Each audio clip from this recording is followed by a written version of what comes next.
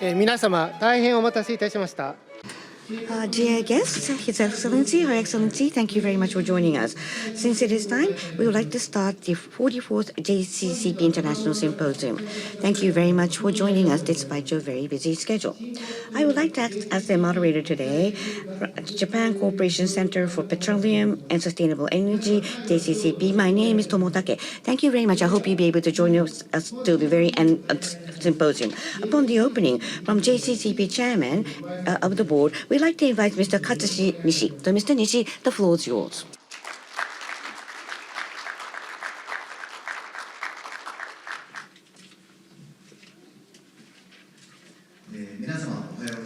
Good morning, ladies and gentlemen. As has been just introduced, I am Nishi. As the organizer of the 44th JCCP International Symposium, I'd like to say a few words. Today, we're joined by our guests, Mr. Wakda Hajime from the Natural Resources and Fuel Department of the Agency for Natural Resources and Energy. We're also pleased to welcome Dr. Nobuo Tanaka, Deputy Executive Director, former Executive Director of the IEA, and Deputy Minister for Oil and Gas of Saudi Arabia, Dr. Majid Hindi Al-Utaibi, and former Vice Minister of Internal Affairs, Mr. Okada Hideaki. We have welcomed 16 speakers from 7 countries. We are also grateful to the leaders of major energy companies from Japan and overseas, and a large number of participants from various countries, embassies, companies, and universities. The Japan Cooperation Center for Petroleum, Gas, and Sustainable Energy, JCCP, was established in 1981 through efforts of the public and private sectors to promote friendly relations between oil-producing countries and Japan, through technical cooperation and personal exchanges in the downstream oil sector, thus to contribute to a stable supply of oil to Japan. Over the past 45 years, we have invited about 28,000 people from 58 different countries to JCCP's training programs, and we have dispatched approximately 6,000 Japanese experts to 49 countries. It has also implemented about 300 technical cooperation projects with 24 countries. We have hosted a variety of symposiums, seminars, and workshops. Through these activities, JCCP has contributed to building and strengthening relationships of trust with oil and gas producing countries. The main theme of this 44th symposium is soft power as the driving force for sustainability, co-creation, and evolution of energy in a turbulent world. As tensions rise around the world due to regional conflicts, soft power that weaves mutual understanding and trust will play a vital role in addressing the global warming.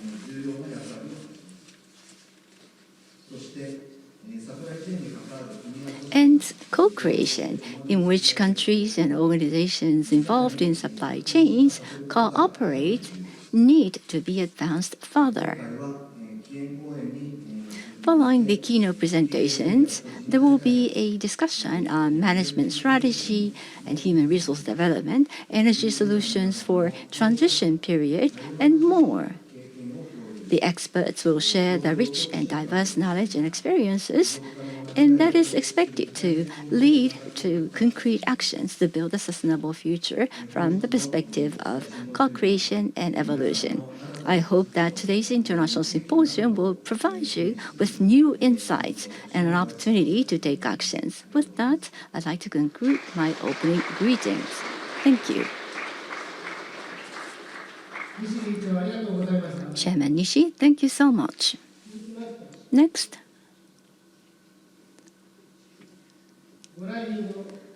I would like to invite a few words from our guest, Mr. Wakda Hajime, Director General of the Natural Resources and Fuel Department of the Agency for Natural Resources and Energy.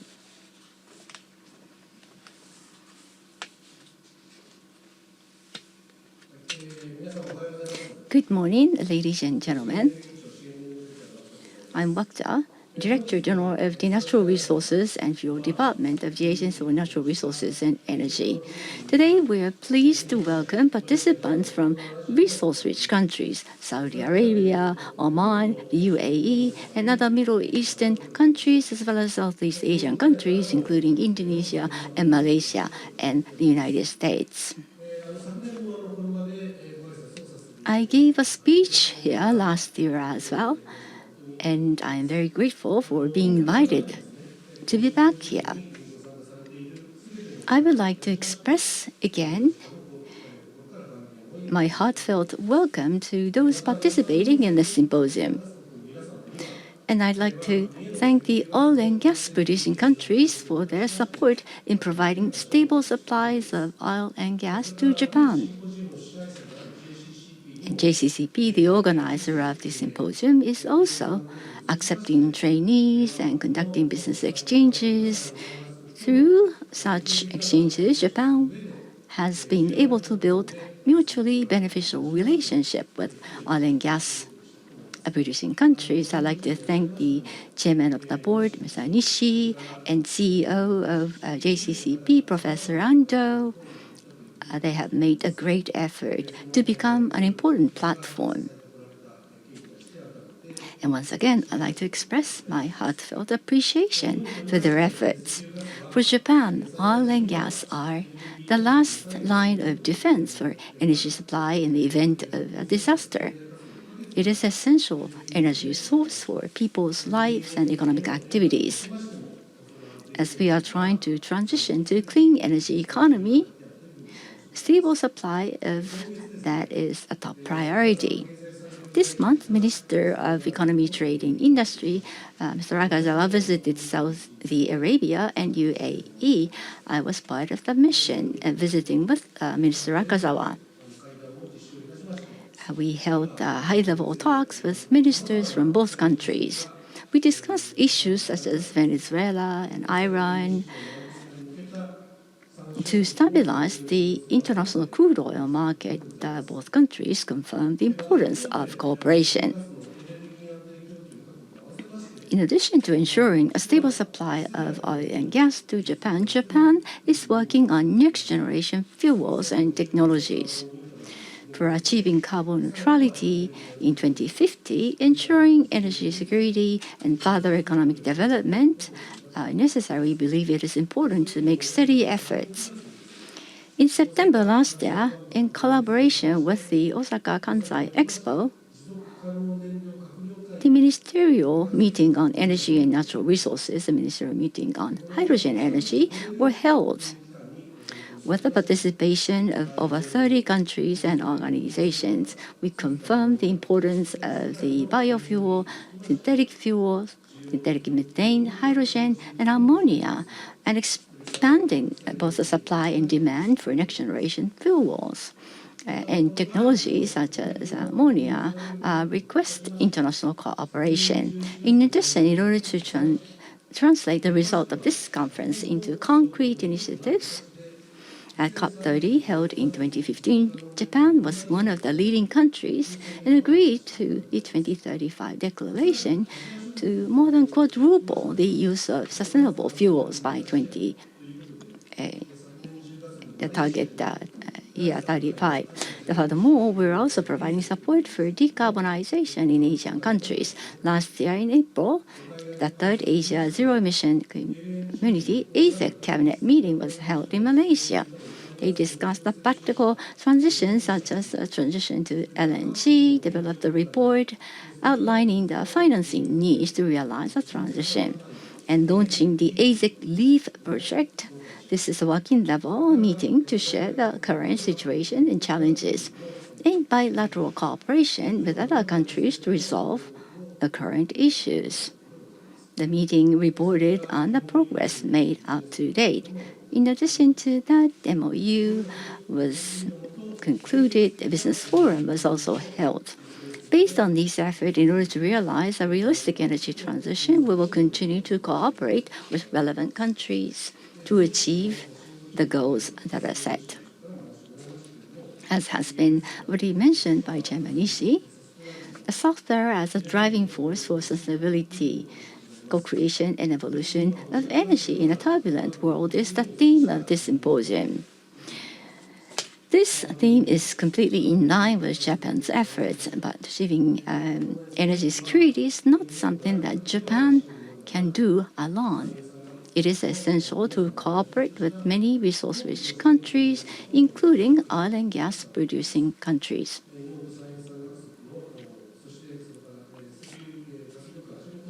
To the people of Japan and oil and gas producing countries, the symposium brings together people from various fields and improving the environment, achieving carbon neutrality, energy security, and economic growth. I hope the symposium will become a major driving force achieving them. Finally, I hope all the participants will find the symposium meaningful, and this year will be a wonderful year for everyone who's here today. With that, I'd like to conclude my remarks. Thank you.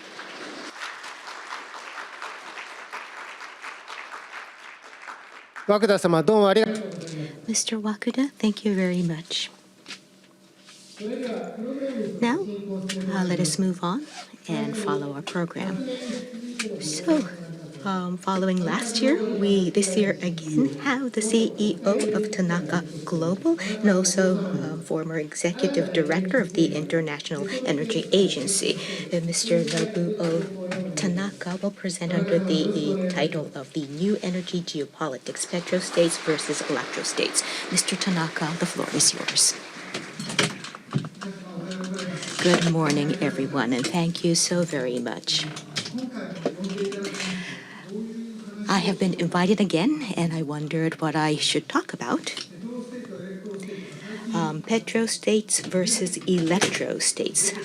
These are words that are often mentioned when we talk about energy geopolitics. Last year, I talked about the fact that women are going to lead change. Women empowerment is going to lead to change. This year, I'm going to talk about economic growth and the relationship between that and peace, especially in Asia. So that would be my focus of this presentation. So let me use the slides. IEA was established for the 1973 first oil shock. And by having reserves and discharging the reserves, it has prevented the instability of the oil market. And in 2011, I was the executive director, and that was when the Libyan crisis happened. So therefore, we released strategic petroleum reserves at that time. But when you look at the current situation, the oil prices fluctuate, and of course you have to live with that because it's a fact that we need to live with. The demand and supply situation fluctuates, and so even now energy security is a very important topic. And since Japan relies greatly on the oil from Middle East, of course it's going to be impacted by geopolitics. The IEA, the International Energy Agency, came up with an interesting graph in 2017. On the vertical axis, you have the dependency on gas import, and on the horizontal axis, the dependency on oil imports. In blue, they are net importers of both gas and oil. In green, exporters of net gas and oil. And since 20 since these years, what has been the change? Japan and Korea have been importing both gas and oils, which means that we are both vulnerable in our energy structure. Now, recently, as of 2023, how has this changed? The green diamonds describe that change. And the most important is the change in the gas and oil market is that the United States is going to become an exporter of gas and oil with shale gas. In 2016, the United States, whether it's gas or oil, it might increase importing that.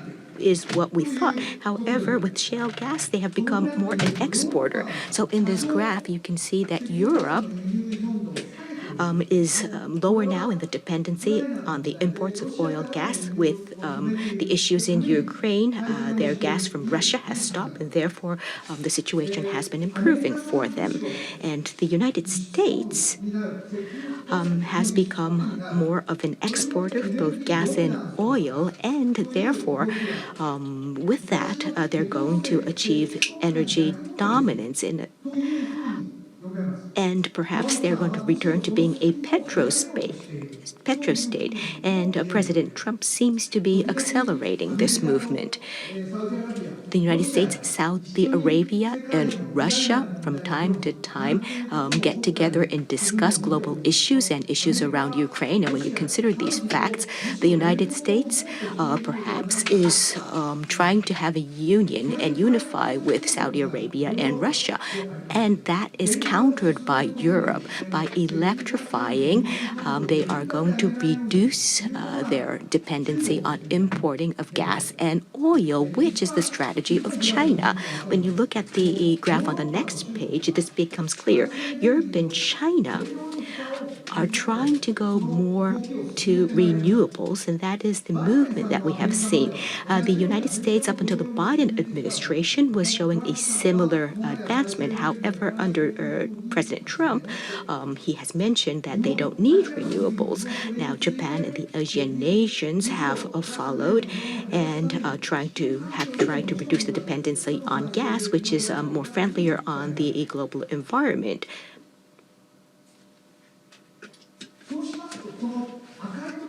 And now the petrostates in red here, in the green area, and then the electrostates in blue. You can see that there are two major axes or groups, if I may. Mr. Trump has NATO policies, and his approach to Greenland, when you consider the situation, it seems that he's making Europe even closer to China. Japan and Korea are close to 100% importers of gas and oil. So when the petrostates are countering the electrostates, what should Japan and Korea should be doing? That is the problem statement that I pose in front of you. The answer is very difficult, but we need to work with petrostates as well as electrostates. When you consider the vulnerable structure of Japan, we will still need oil. We need even more net gas or natural gas. And as an electrostate, we need to use renewables and hydrogen as well as nuclear. That'll be even more important. And we will therefore have to strike a good balance working with the United States as well as with China. That would be my answer. Now, when we look at this year's World Energy Outlook, the IEA comes up with the outlook every year. And the change we saw over this year is the current policy scenario and the peak oil and gas, whether it will come by 2030. It said clearly in the outlook that there will not be a peak by 2030. In steps, the stated policies continue to say that there will be a peak by 2030. However, in this new scenario, it says that it will not see a peak by 2030. But in any case, in both scenarios, the biggest change is that the age of electricity is here. It is stated in both scenarios. Like on the left-hand side, China is leading electrification with electrical vehicles as well as data center and electricity required for cooling, and it is required in the developing nations as well. But when you take a look at this situation, the electricity utilization in the United States versus China, absolutely China has overtaken the demand. and the green technology exports from China has been more than the oil and gas exports from the United States. China is exporting 21st century infrastructure, and on the other hand, the United States is exporting 20th century energy. And the Eurasian Group and Ian Bremmer is saying these things. Electrostate China, in order to achieve and become an electrostate, solar, wind, nuclear, EVs, batteries, electrolysis devices, all of that requires critical minerals, and they, in fact, have a concentrated supply of all of these critical minerals, and many of those minerals are restricted in terms of exports.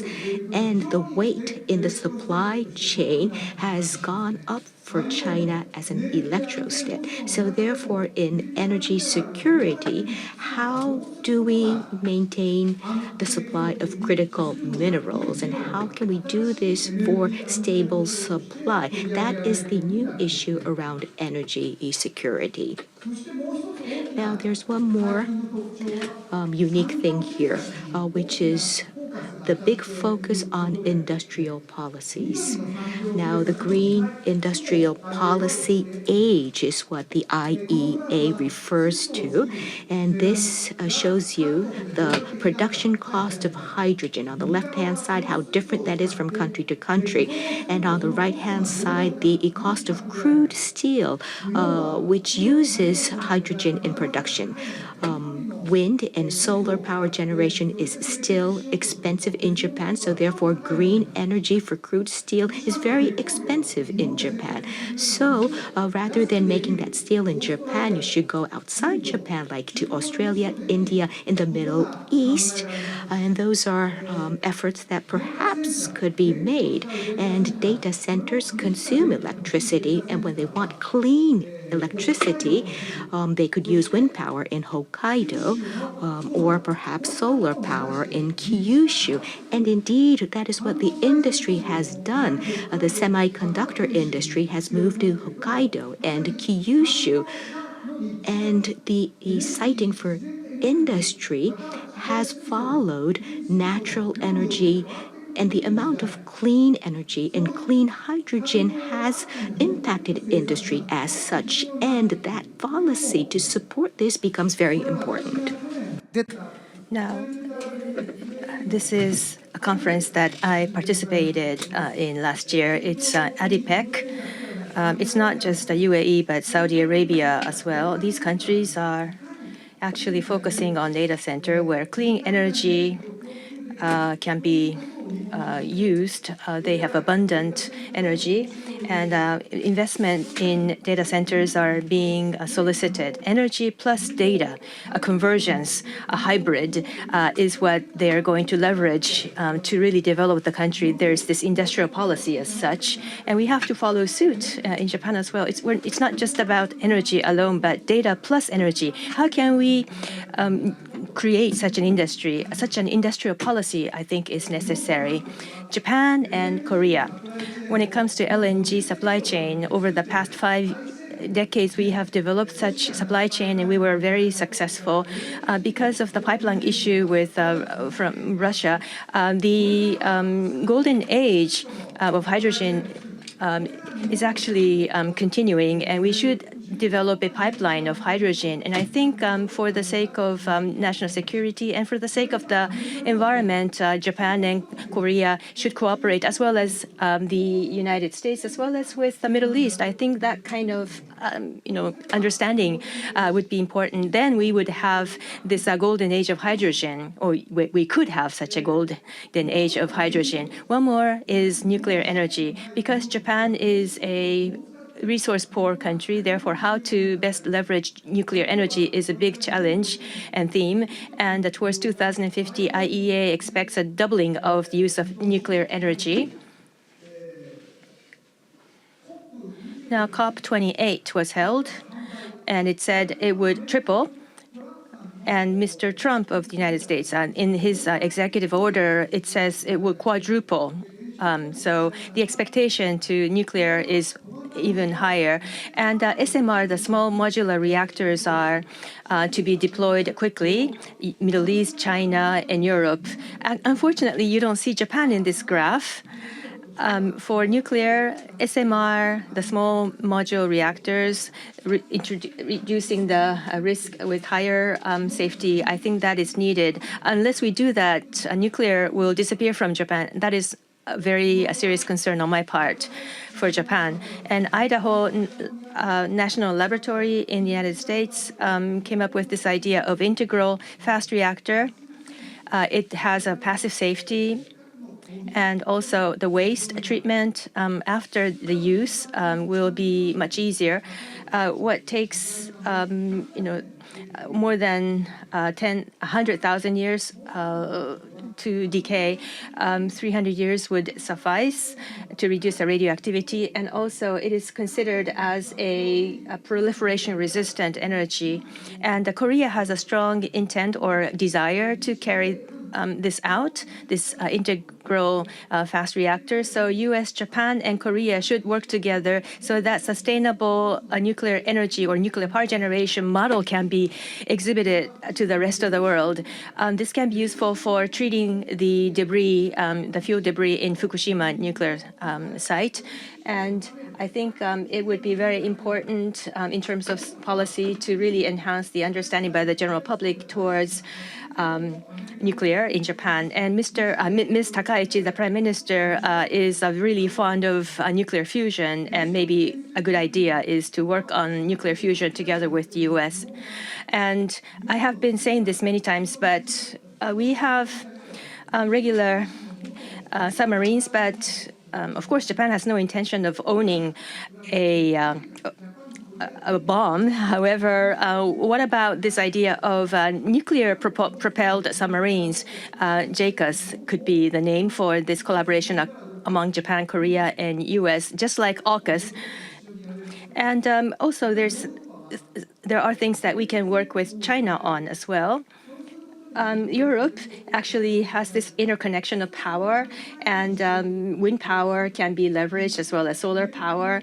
And pipeline for hydrogen is also connecting the region. And energy network and energy security, I think, is realized in such a way. And I think this is important for Asia as well. ASEAN is trying to develop their power grid that connects the member countries, and I am a chair of this pipeline forum, and this is about gas pipeline. Russia, Mongolia, China, and Japan. We're thinking of connecting these countries with gas pipelines. Of course, it's not working so smoothly yet, aside from China. However, why don't we change this into an energy platform, Northeast Asia gas pipeline infrastructure, or elevate that to Northeast Asia clean energy platform. And also Mr. Son of SoftBank is having this idea of energy for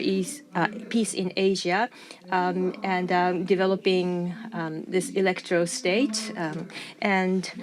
So this idea of using energy for the sake of peace, I think such an idea is important. However, when you make that kind of a proposal, people might think and say, oh, we cannot trust China, we cannot trust Korea. However, can we trust the United States? That might be a valid question these days. This graph looks at the number of immigrants around the world, total 300 million migrants or immigrants are found. US, Germany, and Saudi Arabia are the top receiving countries of immigrants, and they have actually grown their economy through receiving immigrants as well. And the lower part is showing percentage of migrants out of total population. Qatar, UAE, Kuwait. These countries benefited by accepting people with actually money as well to develop the countries. Therefore, the total number of population, or including immigrants, are quite important for the economic development of countries. So, of course, immigration or immigrant is important. However, if it goes too far, then it becomes a political issue, such as in the United States or Europe. And in Japan as well, we're having this upcoming election, and we see increasing number of immigrants in Japan. However, after the Second World War, we reflected on the lessons that we should learn from the war, and that we were able to grow our economy. And at one time, we were one of the largest countries providing overseas assistance, foreign aid. We had the largest number of ODA amongst all the countries. And as you see on the graph on the left, foreign direct investment was made extensively in Asia and transfer technology, and therefore Japan supported Asian economic development, but synchronizing that with the economic development of Japan, and that has been the model of economic development of Japan. And as a result, China grew and became a very strong country, and that's true for ASEAN countries as well. So rich people are coming to Japan, buying condominiums, enjoying tourism in Kyoto. Is that a bad thing? Of course, I think that so many people coming into Japan as tourists, I think that is really the end result of the support that we have extended in the past to these Asian neighbors. And I think we can say that this is a result of a great success. And we are promoting CPTPP. UK has joined. Unfortunately, US has not. And China, Taiwan both applied.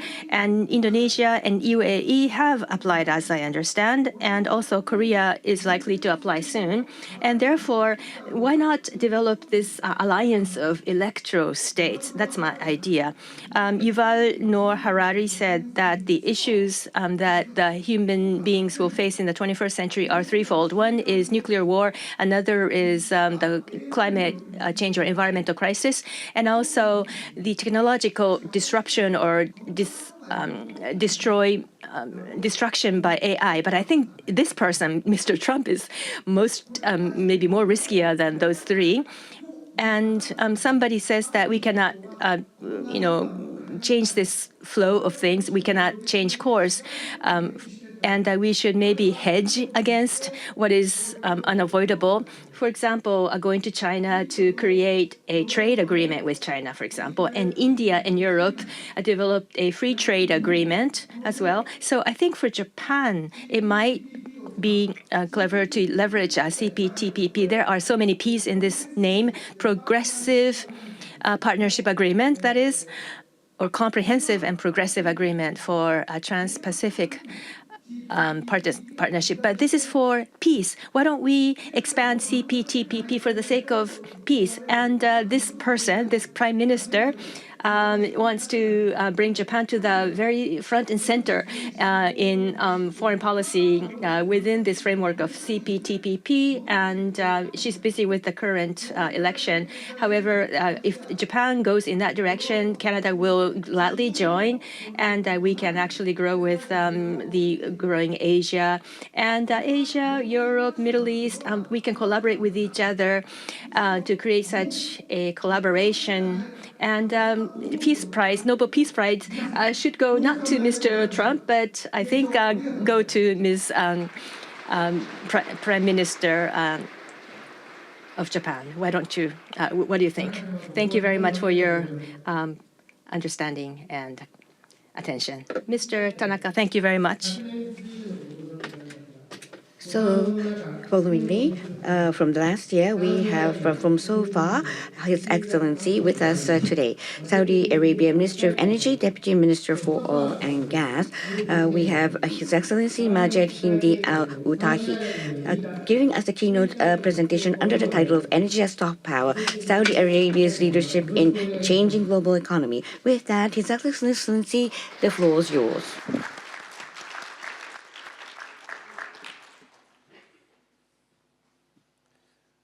Well, let me start by saying Assalamu alaikum wa rahmatullah and good morning to everyone.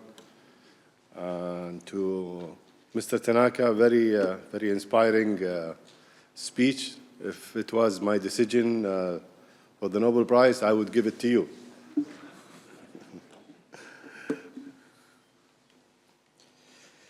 Your Excellencies, distinguished guests, ladies and gentlemen, it is an honor to be here today at the 44th JCCP International Symposium at a time when the world is navigating broad, interconnected changes that are reshaping the global energy landscape. It is in this context that the concept of soft power becomes especially important. In its broader sense, soft power is influence rooted in credibility rather than force.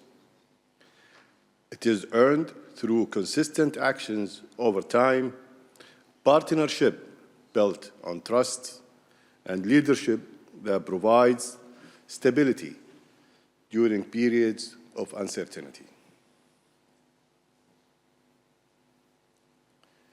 In this broader sense, soft power is the influence rooted in credibility rather than force. And Saudi Arabia has demonstrated this form of soft power across multiple domains. The Kingdom's successful hosting of the G20 Leaders Summit reflected its ability to convene global decision makers during a period of exceptional uncertainty, facilitating dialogue on economic stability, global health, and inclusive growth. More recently, the selection of Riyadh to host Expo 2030 underscores international confidence in the Kingdom's capacity to deliver integrated, large-scale, global platform that brings nations together around shared challenges and opportunities. In this context, Japan's successful hosting of Expo 2025 in Osaka offered yet another powerful example of how global events serve as instruments of soft power, fostering collaboration, mutual understanding, and shared progress.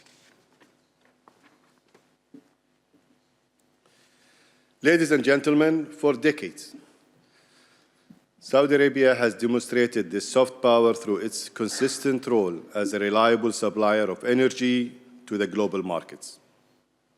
The Kingdom's ability to steadily deliver energy in all market conditions reflect a long-standing commitment to stability, partnership, and earned trust. This reliability reinforces global energy security while supporting the Kingdom's own pathway towards sustainability.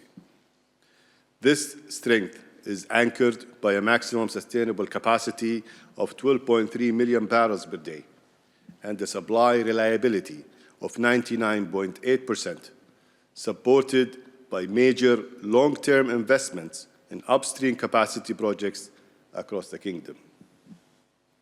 These major investments are not cyclical responses to short-term market signals. They are strategic commitments designed to safeguard supply reliability and enforce global energy security.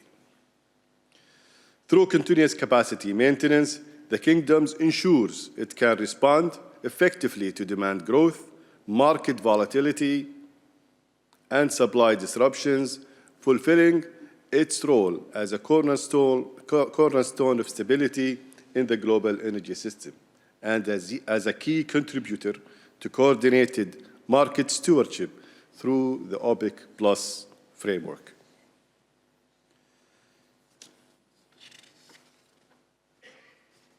In parallel, Saudi Arabia is rapidly scaling its renewable energy and electricity infrastructure. Cumulative tendered renewable capacity has expanded from 3 gigawatts in 2020 to 64 gigawatts by 2025, alongside progress in clean hydrogen and carbon management solutions. Such investments in the power system are designed not only to meet domestic demand, but also to strengthen regional interconnections and enable cross-border electricity exchange with neighboring and distant countries alike. This approach aligns with emerging trans-regional framework such as the India, Middle East, Europe Economic Corridor, IMEC, announced in 2023, where energy infrastructure and connectivity play a central role in supporting trade, growth, and economic integration.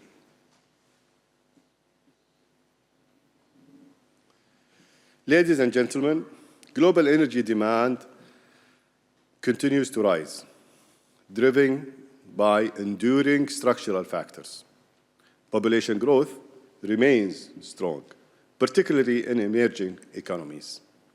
Moreover, more than 1.2 billion people worldwide still face energy poverty, lacking reliable and affordable access to electricity and basic energy needs. In response, Saudi Arabia has launched an initiative to improve access to clean cooking for 750 million people by 2030, reflecting the kingdom's use of energy soft power to advance human development.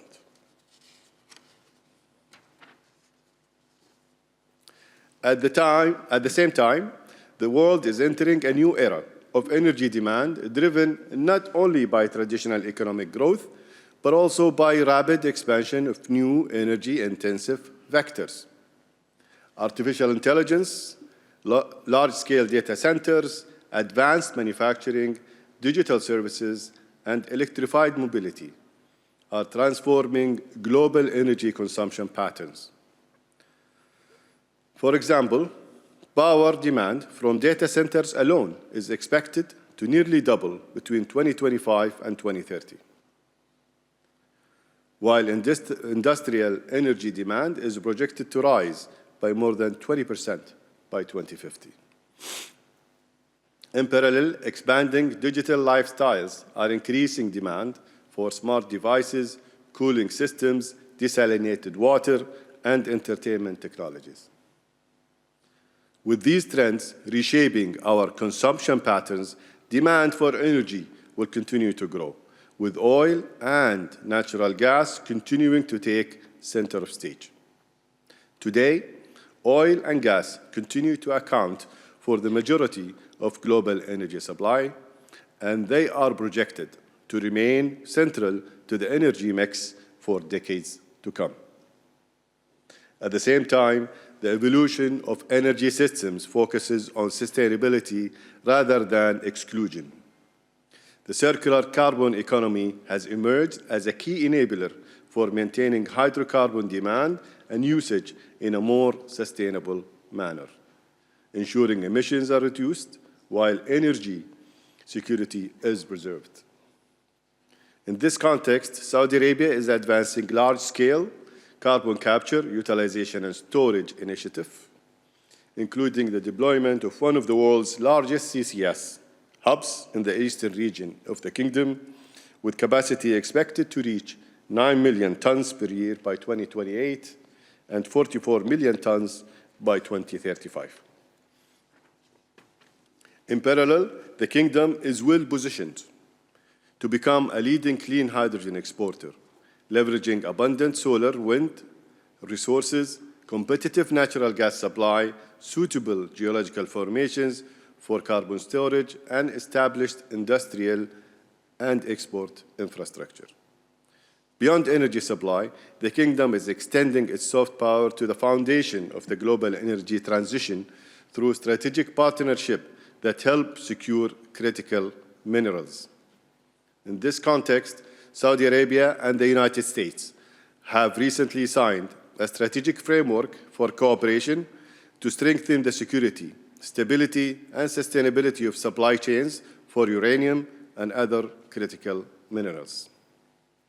Together, these dynamics point toward a future energy system that is diversified, integrated, and demand-driven, where conventional energy, transitional solutions, and new technologies all play important roles.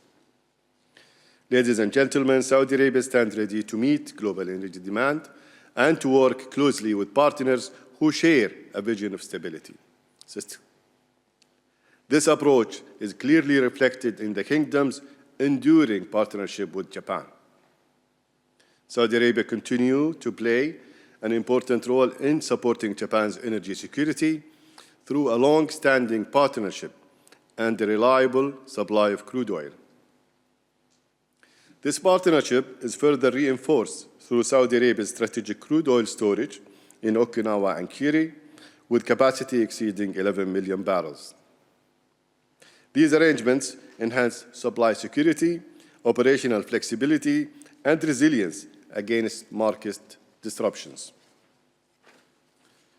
Beyond trade flows, the partnership is anchored on decades of industrial collaboration across refining, petrochemical, and downstream investments, reflecting a shared commitment to long-term reliability, mutual trust, and energy market stability. This long-standing relationship has been further strengthened through the KSA Japan Lighthouse Initiative for Clean Energy Cooperation, announced following the leaders' meeting in July of 2023 as a shared project-driven framework to support both countries' net zero ambitions. In recent developments, to further demonstrate the depth of this relationship with Japan, the Saudi Public Investment Fund, PIF, has announced plans to double investments with Japan from 11.5 billion to 27 billion by 2030, expanding cooperation in finance, advanced technologies, critical minerals, and innovation. Ladies and gentlemen, as we look ahead to the future, the global energy landscape will continue to grow more complex. Demand will rise, technologies will evolve, and new industries and demand centers will emerge. The responsibility before us is to ensure that these changes lead to stability, sustainability, and shared prosperity. Saudi Arabia remains fully committed to this mission. The Kingdom is helping to shape the energy system that is more reliable, more diverse, and better prepared for the challenges of tomorrow. Thank you very much.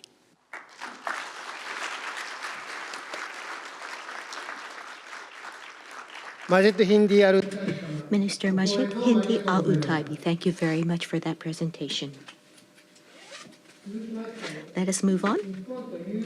Japan and UAE celebrated a 10-year milestone last year in the activities promoting female empowerment. In November of last year at the old Castle of Al Ain, the 21st FCW Forum took place.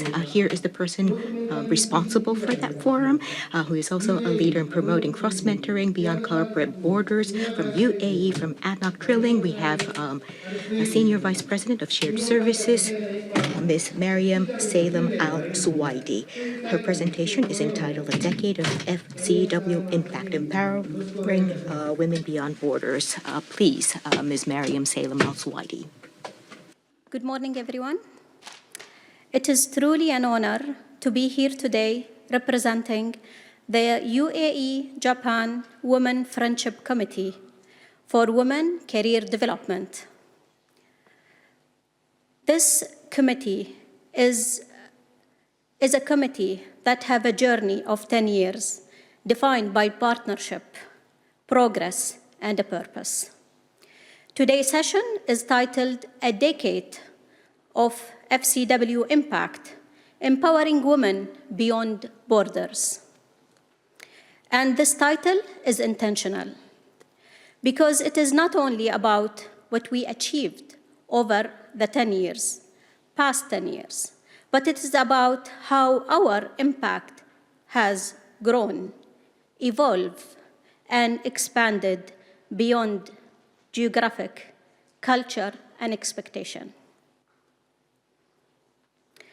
Please allow me to take you through a journey how we established this committee. The UAE-Japan Women Friendship Committee was established in 2015 under the patronage of Her Highness Sheikha Fatma bint Mubarak Al Nahyan,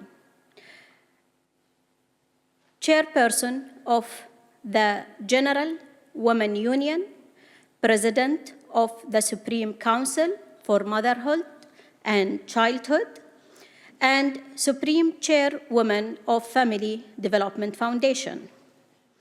From the beginning, FCW visions as more than a forum. It was created as a platform for action to advance women development in energy sector through cross-cultural dialogue, leadership development, and shared learning. Our mission has remained clear and consistent. As we focus on highlighting leadership vision and national efforts in empowering women, and also to build awareness around gender balance and inclusion, and to promote initiatives that enable women to grow, lead, and shape the future, not only in energy sector and beyond. Now, let me take you through the board. Our board and leadership engagement, a decade of FCW impact, would not have been possible without a strong leadership and active board engagement from both UAE and Japan. The committee is chaired by Her Excellency Dr. Metha bint Salim al-Shamsi, Minister of State, whose leadership and vision have been instrumental in shaping FCW direction over the past 10 years. Our board members include His Excellency Dr. Sultan Al-Jaber, Minister of Industry and Advanced Technology, Managing Director and Group CEO of ADNOC. Professor Haruhiko Ando, CEO of JCCP, Mr. Tsuyoshi Nakai, Advisor of JCCP, Ms. Fatma Al-Nuaimi, CEO of ADNOC Gas, and we have Dr. Ghawaya Al-Niyadi, an SVP in ADNOC HQ. The distinguished board have provided strategic guidance, credibility, and continuous enabling FCW to move from dialogue into a meaningful actions and measurable impact and grow confidently beyond borders. I will take you through our legacy. As we look back, what we see is not just a timeline, but a legacy over a decade, trust, collaboration, and shared belief. Our journey began in 2015 through a partnership between ADNOC and JCCP, focused on developing female talent in oil and gas sector. By 2016 and 17, FCW began building bridges, launching international workshops and forums that enable knowledge exchange. These forums have held twice a year, gradually expanded into including participants beyond UAE and Japan, welcoming other countries into the leadership development journeys. In 2018, FCW, entitled FCW entered a phase of transformation, alignment in the themes with evolving energy industry. This momentum continued also in 2019 with renewed collaboration between ADNOC and JCCP, expanding the development opportunities for women. When the pandemic happened,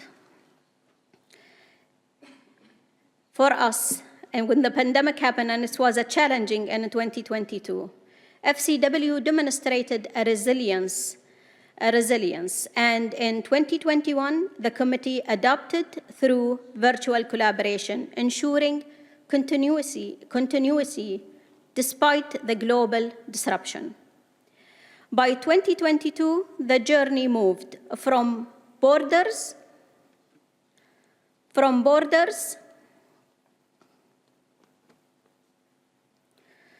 highlighting the values of experience and leadership across the full value chain of oil and gas. In 2023, the focus shifts towards sustainability, exploring how we can shape the future of energy.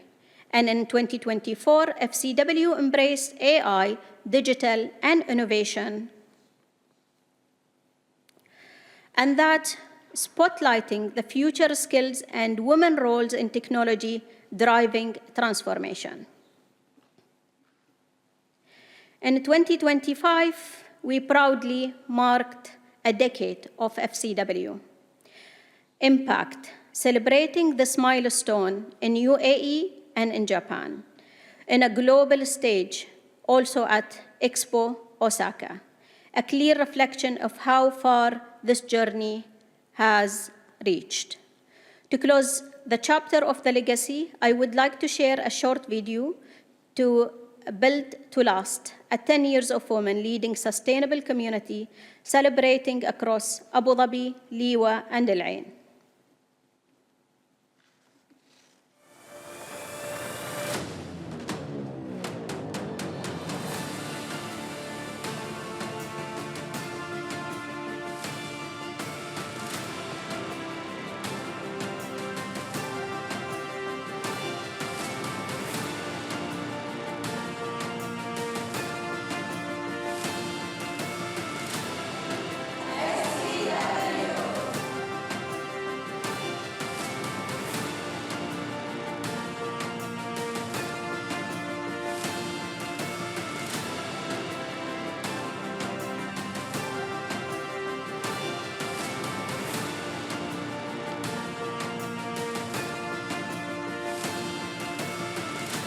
هم الإمارات الكبار من الشيوخ الغانمين.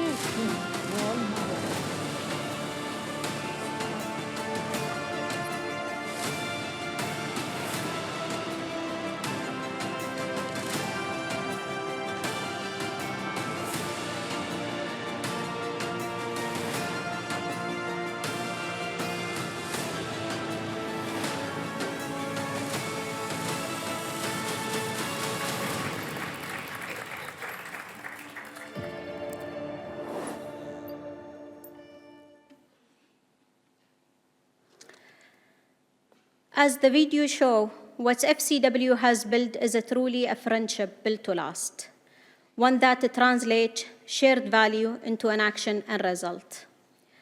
To summarize our achievement, in the past decades, we conducted more than 20 forums and more than 21 workshops with a total of more than 4,500 participants. We strengthen our relationship and collaboration between ADNOC and Japan and Japanese oil and gas industry and companies through yearly programs and networking opportunities. We also have been recognized, and the members have been recognized and honored to be visiting Her Highness Sheikha Fatima bint Mbarak in 2016, and we are planning also to visit her again. The participants in Japanese company have shown significant development in the women empowerment practice as a result of our engagement. This is not just a symbolic event, it is translated in action. One Japanese partner increased female leadership by 3% in 1 year. Another reached 50% female representation in office-based role. Emirates and Japanese participants reported increase in confidence, networking, and a strong sense of purpose. These achievements are not only numbers, they are reflecting a cultural shift and a strong sense of purpose. This legacy of trust and impact is what allows us today to confidently move forward beyond border. And one of our stronger examples is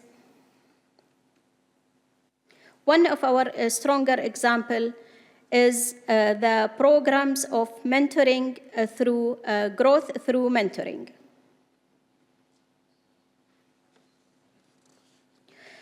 One of our achievements that we are very proud of is to show how FCW have invested in growing women through mentoring program.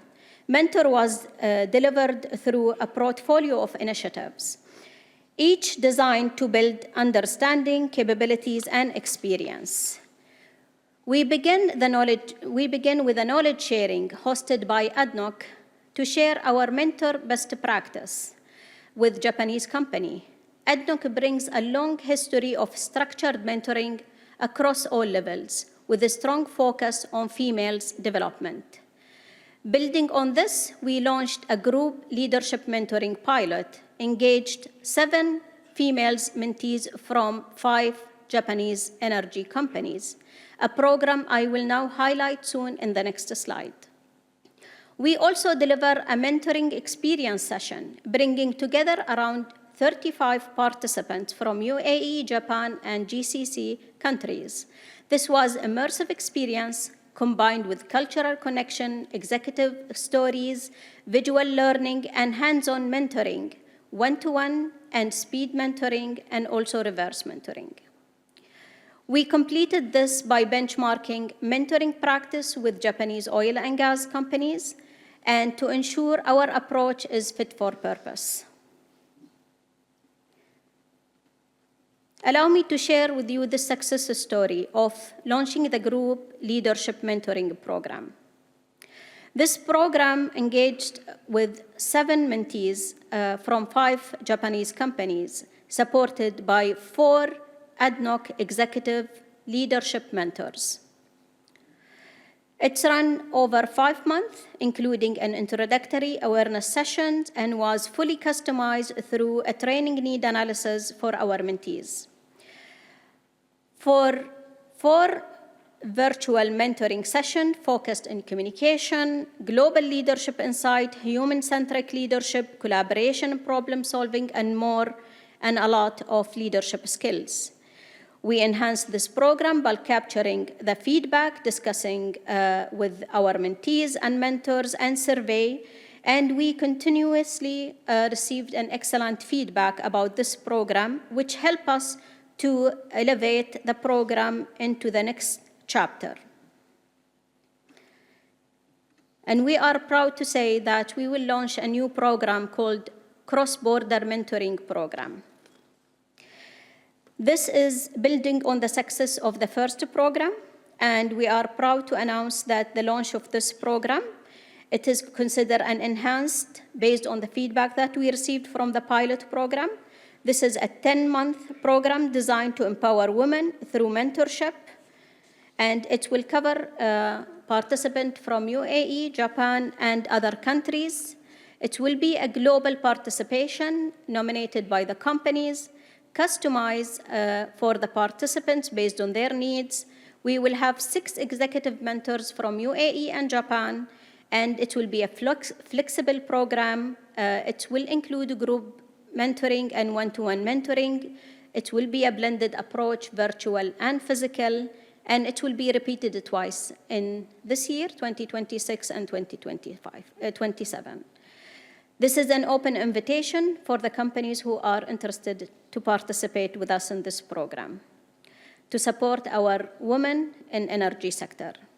In closing, I would like to sincerely thank you for allowing me to share this journey that reflects what is possible when 2 nations work together with trust, purpose, and shared value. My deep appreciation goes to JCCP, our board member, and also ADNOC, and all the partners who worked with us.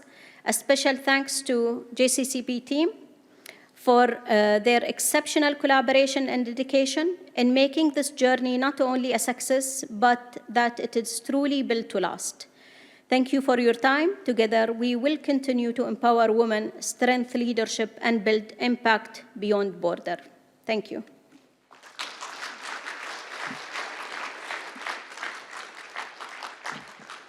Thank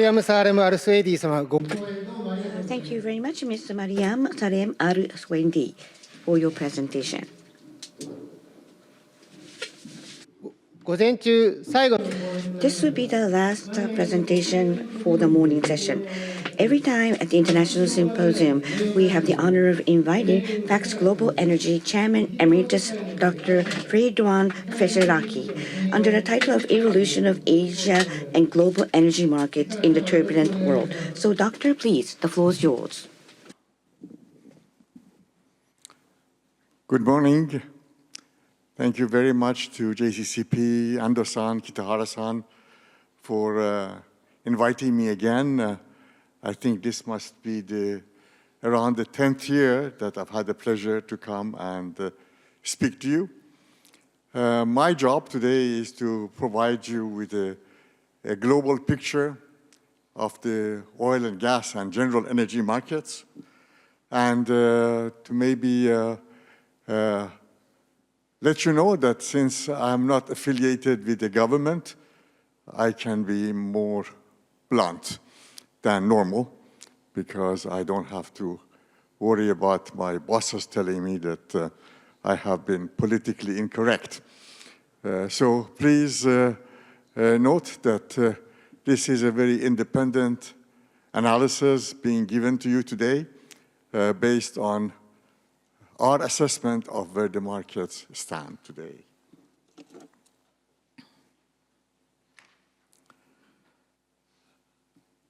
First thing I wanted to bring to your attention is a very big structural change which is taking place in the markets. We talk about oil demand growth. Oil demand growth is something which is always debatable, whether it's OPEC or IEA or different organizations which talk about what is the oil demand growth. For example, this year, our own estimate, which is not far off from others, showed that the global oil demand grows by about 950,000 barrels per day. The key factor is how much of it is real oil and how much of it is fake oil. By fake oil, I mean what does not come out of the ground and what does not necessarily come out of a refinery, sort of non-refinery demand. This, for 2026, probably something like about 70% of the total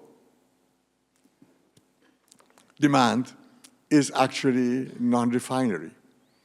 And for the next 5 years, we find that well over 50% of the demand for oil is from non-refinery fuels. So we have to be clear in our own head. When we talk about demand growth, are we talking about the regular demand? Are we talking about gasoline, diesel, jet fuel? Or are we talking about NGLs and biofuels? And the role of this so-called fake oil is becoming bigger and bigger, and is becoming a very important factor in the global demand picture. A few words about Venezuela. There have been a lot of discussion about the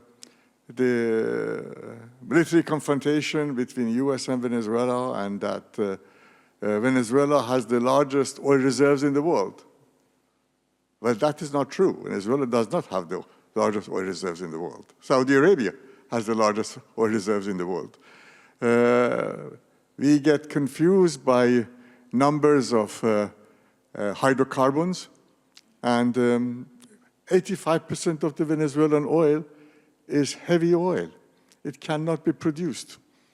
In fact, it's 8-degree, 10-degree API oil, which is of what is called a Faja belt in Venezuela. So let's not get confused about that this battle or this conflict is about oil. It's not about oil. It's about other factors. But oil is a very small player in it. I worked as advisor to Petroles Venezuela for 10 years before Mr. Chavez came. And of course, after Mr. Chavez came, Petroles Venezuela was kind of destroyed. And so many people from PDV working in Saudi Arabia, working in Qatar, working in UAE, and it's been so many years, they are retiring now. So for creating the whole new generation of Venezuelan experts, it would take decades. It's not something that you can fix. In my younger days, when I used to travel to OPEC and international forums, basically, Venezuela was always a thought leader about what to do and where to go. And the rest of OPEC looked at Venezuela as a sort of a real thought leader. Now Venezuela's oil industry is destroyed. And to rebuild it is not going to be possible. So when you heard statements that American oil companies will come and invest in Venezuela, they will not. Excluding Chevron, which has already huge investments, and assets were not nationalized, unlike others by the Chavez government. Nobody else is very interested. And before Mr. Chavez came, Venezuelan oil production was 2.5, 3 million barrels per day. So we can't say that the reserves are bigger than Saudi Arabia. That's a joke. It is the quality of the oil that you have to look at. For the Faja belt in Venezuela, you have to manufacture oil. You take the 8-degree API oil, you manufacture it to 16 to 20 degree. It costs you $30, $40 a barrel to make it that way. It takes you 5 to 7 years. So for every investor who wants to look at that, it's a big bet. Now Mr. Trump is in the White House. 7 years from now, he will not be there. Do I trust the system to make huge investments at huge cost for something where the margins are questionable? So I think that we need to dispel the notion that this was a big, important oil play in the world. It was not. It was about control, and it was mostly about the special relationship that China, Russia, and India had with Venezuela. You may have read that right now, exports of oil from Venezuela to China is gone from several 100,000 barrels per day. I think the last number was 20,000 barrels per day. Why? Because there's no big discount anymore. All the loans that China provided to Venezuela being repaid by discounted oil. When that is gone, Venezuelan oil is not so attractive. The quality is questionable. And suddenly, that flow, the reshuffle and the flow is very much impacted by real numbers when the fake numbers are replaced by real numbers. And today, US government has designated Vitol and Trafigura as the two main trading companies which can sell Venezuelan oil. And they are in the market looking for customers, and they're not going to give you a $10 discount a barrel, which existed before. So the appetite has significantly reduced. Now, what does it mean for Venezuelan oil? If everything changes very dramatically, maybe the production will go up to 300,000 barrels per day. That's it. Maybe it goes up million, 1.2 million. But for it to get back to 2.5, 3 million, which was pre-Chavez days, it'll take a decade, if not longer. So it's not something that globally is going to change the balances in the world.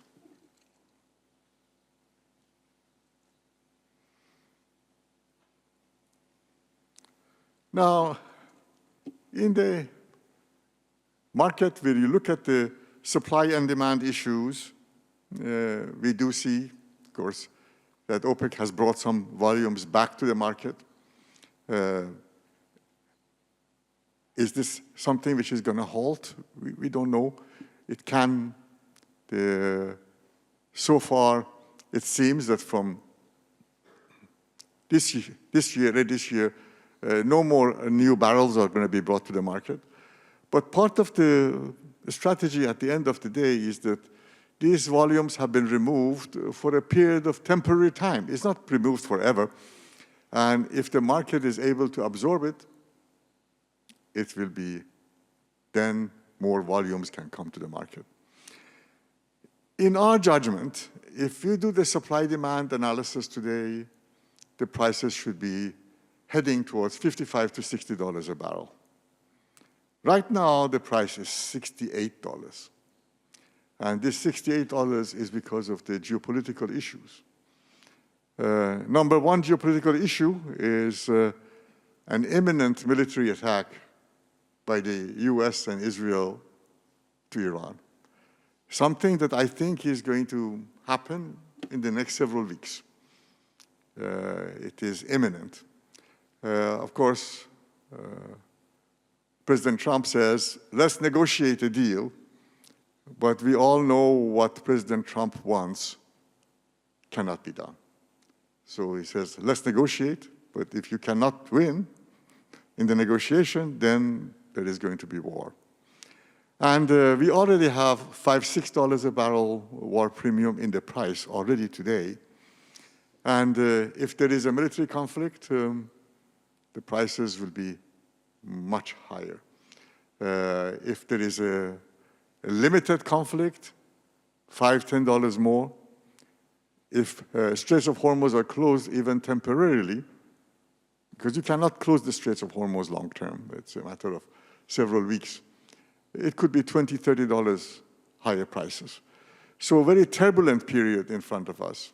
And what happens in Iran, which is my home country, is very worrisome because there is no clear transition path in front. And exactly what happens is not clear.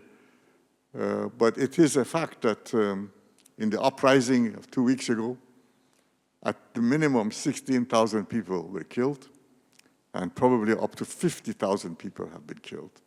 But there are no numbers available, but 16,000 have been confirmed. And it's very rare that a government issues fires on its own people who are unarmed in the street with this volume of ferocity. Is very, very unprecedented even in modern times. So everybody is looking at Mr. Trump. Is he going to go or he's not going to go? And even the people who are close to him, nobody knows for sure. But he is ready to take action now because all the things that he wants to do, all his military supplies, all the massive naval armada is right in the Persian Gulf today. I don't know whether you know that 25 years ago, Mr. Trump wrote a book called The Art of the Deal. And if you read the book, it actually tells you exactly what he's doing today. It's very, very, he follows that playbook so closely. And the fundamentals of that is this.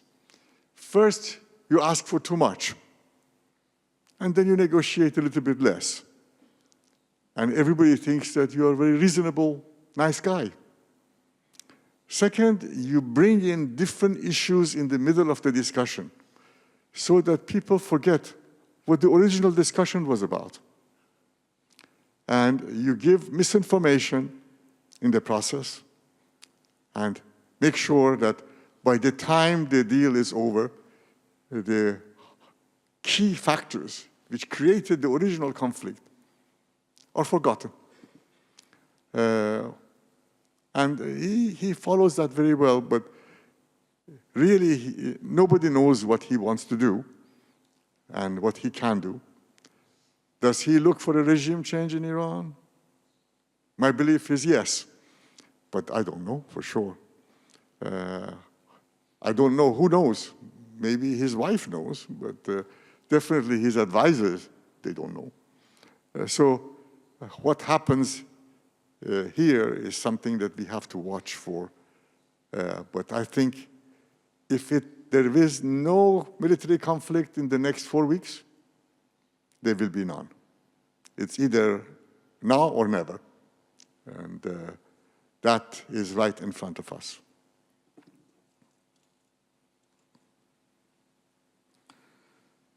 So when we put them all together, you know, Iran is producing 3.5 million barrels per day of crude, but with other liquids, refined products, the total liquid production is about 5 million barrels per day. It's quite significant. And of this, 2 million barrels per day of crude is exported. Everything goes to China. However, if you look at the Chinese statistics, they show imports from Iran at 0. So what happens?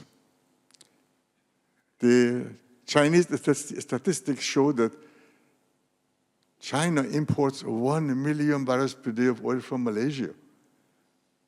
But we all know that Malaysia only produces 400,000 barrels per day of oil. And 500,000 barrels per day of oil from Oman. But we all know that it's not true. So these are numbers which the Chinese use.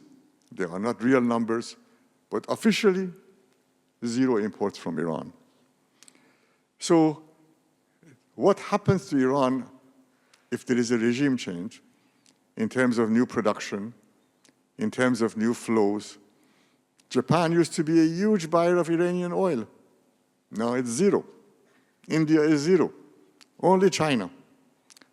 So the whole of the flows of oil from the Middle East and the buyers change. Very dramatic changes could be in front of us, all in 2026. And we'll see where it goes.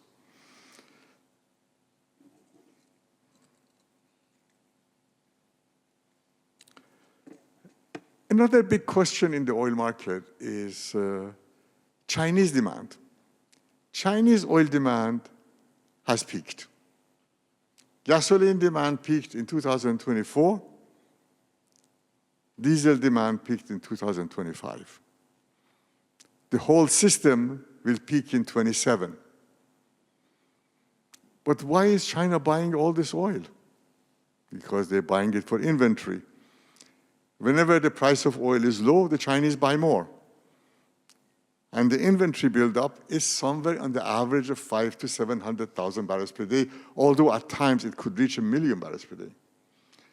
So very important for us not to confuse Chinese buying with demand. They are building inventory.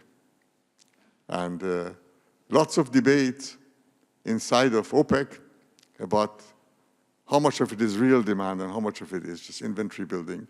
We track the inventories in China very closely, and there is still a lot more room to put oil in the inventory. It could be another 5 years of 500,000 to 1 million barrels per day of imports. Huge number. And if one day China feels comfortable and they can unload that volume in the market, or they unload other volumes in the market in return, it could be very dramatic. Or if one day China stops buying altogether, it's very dramatic because market is adjusted to this big amount of oil that the Chinese import. So the SPR phase 3, which is unreported, was planned at 7 sites, all underground. We believe there is more underground storage than what has been announced. Onshore tank utilization is currently estimated at 70%. An additional 80 to 100 million barrels of new commercial tank capacity is expected to be commissioned only this year. There is more room to build. So we believe that 600,000 to 700,000 barrels per day imported crude stockpiles in 26, up from 500,000 barrels per day in 2025. So big confusion about real demand and inventory demand in China. Geopolitics and energy. All of these folks that you see, you recognize the faces very well. They want something. And the second important geopolitical issue after Iran is not Venezuela, but it's still Russia. And the very severe restrictions which is being put in place by US and Europe about transportation. Now we have learned that the oil market is like one big swimming pool. If you take one bucket from this side of the swimming pool and put it on the other side, it's still the same pool. So you can't stop the flows, but you can increase the costs from one side of the pool to another side of the pool. And if there is an expectation that you reduce production from Russia, so far we see no evidence of it. But if indeed that happens, then the price of oil will jump by itself. We all know that President Trump wants the price of oil less than $60 a barrel. So if he really wants to slow down exports from Russia, that target cannot be achieved. So lots of confusing signals, lots of geopolitics, but I would say geopolitics is now #1 factor impacting the oil price, and supply-demand issue is #2. It's dominated by geopolitics. Oil demand collapse ahead. IEA told us that oil demand is peaking before 2030. Now they say it is not peaking. So at least I can share with you our view. We think that the peak is there, but it is going to be more of a plateau, and parts of the barrel continues to grow. Gasoline falls, you can't stop that. Diesel also declines, but other parts of the barrel continue to grow. And there would be a peak somewhere in the 2030s, but there is not going to be a peak and decline by any means. So it's going to be, oil demand growth is not over. As of today, we still look at 4 million barrels per day growth. But remember, again, when I talk about demand growth, it's the real oil and fake oil combined. Both of them make up the oil demand. It's not simply oil which comes out of the ground. Bottom line is that EVs are by far the most important threat to oil demand. The impact of everything else, like SAF in air travel and methanol ammonia in shipping, is uncertain and much further off. Best described as a plateau, is still over 111 million barrels per day of global demand in 2040, higher than it is today. Now, we talk about alternatives, and when I come in Japan, I see all my friends talk about new things. When you ask them, is it economically viable? Well, we don't know, but we'll do it now. Hopefully, one day, it will become viable. Even development of the geothermal, now in Japan, becoming a very topical issue. Japan has huge geothermal reserves, but can it become economic? I'm told maybe in 10 to 20 years. But everything in the market, biojet fuels, e-kerosene, bio-LNG, renewable diesel, all of these things that you see underneath, all of them cost much more. If you're prepared to pay the extra cost, then you can have it. But let us not pretend that these things are economic. Let us not pretend that SAF is economic. It's not. And let us not pretend that SAF can become 10%, 20% of the global market. It cannot. Based on whatever we know today, the limit of 5% would be very, very tough to achieve, let alone a higher number.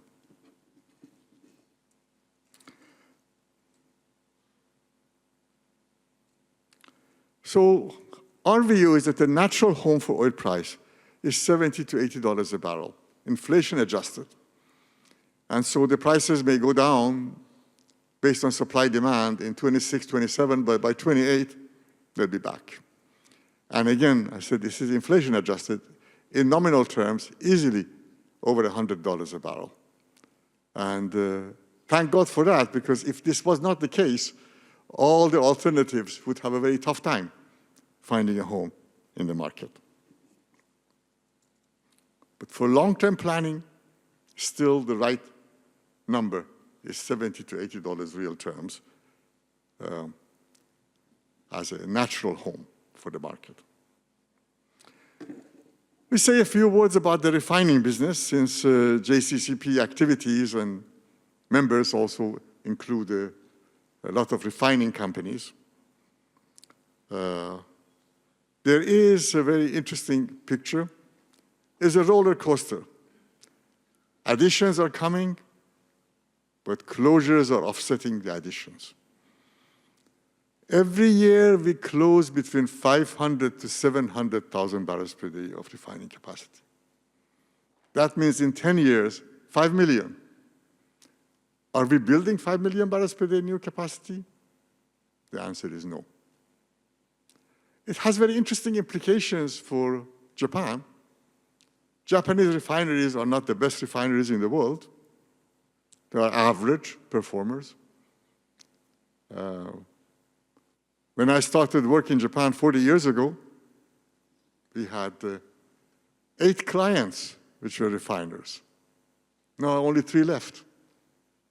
And this is likely to be the end of the consolidation, end of the road, in terms of any more mergers and acquisitions. But Japan is a closed system. Not much imports of refined products and not much exports. Korea, which has much better refining capacity, making less money today than Japan, because they are an open system and they're subject to the global market. If the Chinese decide to export more refined products, the Koreans lose. The impact on Japan is limited, because only part of the impact on refining margins in Japan is related to Singapore prices. Part of it is related to the closed system inside of Japan. But are we building new refineries? The answer is no. New capacity, very limited. 181,000 barrels per day Bama refinery in 26 in India. 2 refineries in China. One is a joint Norinco with Aramco, petrochemical plant, and a Fujian Petrochemicals, and a minor one in Mongolia. So we see refineries are closing, but nobody is building new refineries. What is the meaning of that?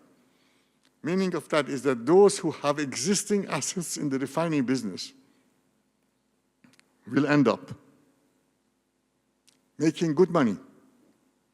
And those who say, let me get away from refining, go to something else, go to what else? I don't think the refiners in Japan have better alternative than refining.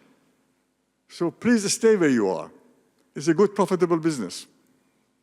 And don't go waste money on big-ticket renewables, which almost always have been money-losing in Japan.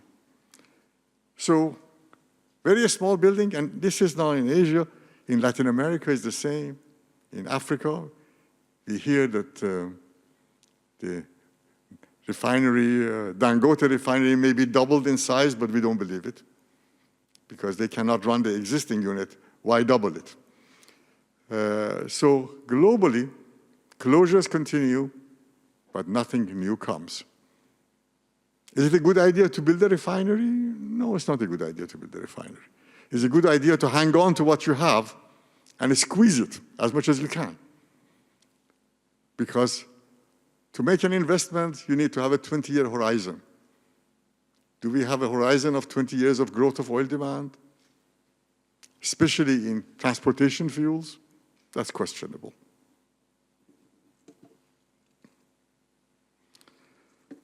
Now, China's demand growth slows down on economic and structural challenges. And it's, I think, very unique that Chinese oil demand peaks in 2027, and US oil production also peaks in 2027. I think there is a message from God in this, telling us that there is a fundamental change in the system taking place, where the biggest producer in the world and the biggest consumer in the world, they demand and supply peaks. In China, you have quotas for everything. Import quotas, export quotas.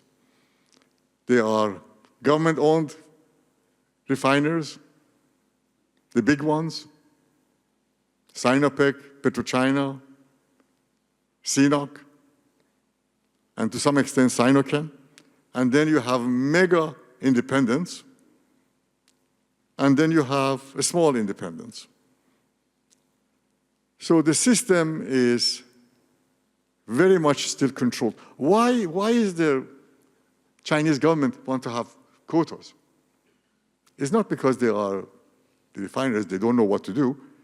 Some of the best refineries in the world are in China. The Sinopec system is among the best in the world. But the government uses it as a way of control. It is the control. You do what I ask you, or I won't give you the quota. You can import or export, or you can import but not export. Tools of control, and it's been working pretty okay. But it is important that if China at some point in time decides that they want to import more crude and export refined products, they can overwhelm the refining system in this region. When China's oil demand peaks, there will still be well over 1 million barrels per day of high-quality refineries sitting, doing nothing. And they can be anytime activated as a political decision by President Xi Jinping. It is not something that anybody else can decide except for him. So China is always worrisome in case policies shift. And the policy shift has a global impact on margins worldwide, and specifically in Asia, and specifically impacting the Japanese margins. Okay, now, a few words about the LNG business. Well, here is a view of the short-term market in the LNG business. The blue shows the amount of LNG which comes into the market in the near term. So something like about 30, 40 million tons comes to the market. The red line is the demand. So what it's telling you is that there will be a massive surplus emerging in the market. And starting from end of 26, 27, but the biggest is in 28. Today, the spot prices for gas in Europe are very high, $11, $12 a million BTU because of the cold winter, and because still the new facilities are not ready. But already we see new LNG coming to the market. By 2027-28, there'll be 50 to 70% drop in the spot price. Very dramatic. The spot price will go from $11 to $12 to $5 to $6. Now, if you're a Japanese buyer, should you depend on this or should you sign long-term contracts still? Well, in Japan, everything is long-term. 70 to 80% of imports into Japan are long-term contracts. And a big portion of that is still oil indexed, though hub index from the US is now becoming a bigger and bigger portion. But this new supply wave has huge implications for the market. And while we talk about oil demand slowly going to a plateau, LNG demand continues to grow until the mid or late 2040s. And after that, it will face a plateau.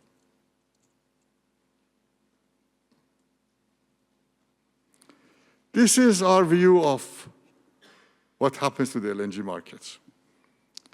Again, it plateaus in mid-2040s, but it can continue for a long time. Now, I am very pleased to see that for the first time in decades, the Japanese government energy mix projections have become realistic. In the past, every year it was off the mark. And from the beginning, we knew that it's going to be wrong. This time, things have changed. And I give compliments to the new leadership in METI and the fact that they have adopted a realistic posture about what to do and what the LNG for Japan means. LNG for Japan is critical. It remains 70 million ton range for decades to come. And so Japan remains, after China, the biggest importer of LNG, an important factor in the global market. But all the growth really is in Asia. And the growth in Asia is China, of course, very important. But the big growth is in India and in Southeast Asia. And we see that as very dramatic, dominating the global market.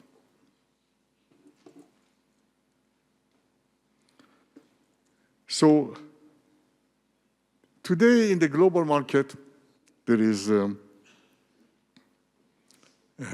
US as the #1 exporter of LNG in the world. 10 years ago, it was nothing. By the end of this decade, already larger than Qatar. Qatar will become #2. Australia becomes #3, but zero growth prospects in Australia. So you have two giant sellers. You have US and Qatar. And then you have two medium-sized players, both of them facing politics. Russian LNG is sanctioned, and Europeans from 27 will not buy anymore. You cannot transport them anywhere. And the big question in Japan is what happens to Sakhalin-2 supplies, which are so critical to the Japanese energy security. Critical. And it is up to the Prime Minister and the government, METI ministers, to persuade 6 out of G7 that Sakhalin is actually part of Japan. It used to be part of Japan, but now it's in Russia. But in terms of energy security, it's really part of the Japanese system. And that needs to be something which Japanese government has to fight to make sure that it is preserved for Japan. But a lot more in the US is going to be built. 34 million tons of LNG capacity is close to FID. So the US will end up at 250 million tons of LNG, with Qatar 140 million tons. US by far will be the #1 player in the world. So if the US is #1 player as a seller, and the biggest buyer is who? China. And US and China have political conflicts all the time. It's a recipe for a disaster in the making, depending on who is in the White House. And if the Chinese cannot buy from the US, they only have one option. That's Qatar. And that volumes are available and sitting and perhaps waiting for the day that the US will put sanctions on exports to China. If the Chinese invade Taiwan, that's it. That will decide it right away. But even without an invasion, the political and economic conflicts can get into the way.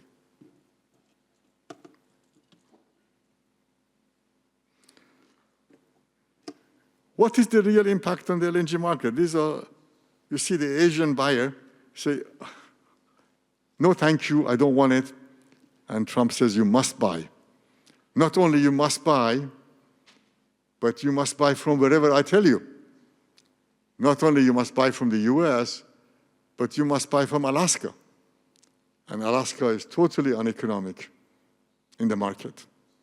But by twisting arms, there may be some people in Taiwan, Korea, and Japan who may relent. But you cannot make an economic project economic by politics. You cannot. Many people have tried and failed. So what happens here with the sales? More and more are being marketed, but the Chinese are now very nervous. They don't want to buy because they're worried about what I mentioned earlier, that one day there will be a sanction and they cannot buy anymore from the US. So LNG markets see boom and bust. There is going to be a supply surplus until 2032, and then a shortage. So if you're a buyer in Japan, you cannot just buy for 5 years. You have to buy for long term. So this is why the Japanese companies, many of them, are wait and see. They have not really moved to sign deals, except for JERA, which has taken a very aggressive position in importing from the United States. This is the last chart. Long-term LNG prices would have to be $8 to $10 a million BTU in real terms. If there are projects which cost more, you shouldn't do it. Because this $8 to $10 is based on the marginal supply from the United States. And there will be many projects which are more expensive. But we don't know about whether they're economically viable. What happens to Russia and Mozambique? Mozambique also is a place with huge potential. Many, many Japanese buyers have signed contract from Mozambique. But the project Total-led is not going forward as yet. And we're waiting for a final investment decision. So you have two giant players and two medium-sized players, and nobody else.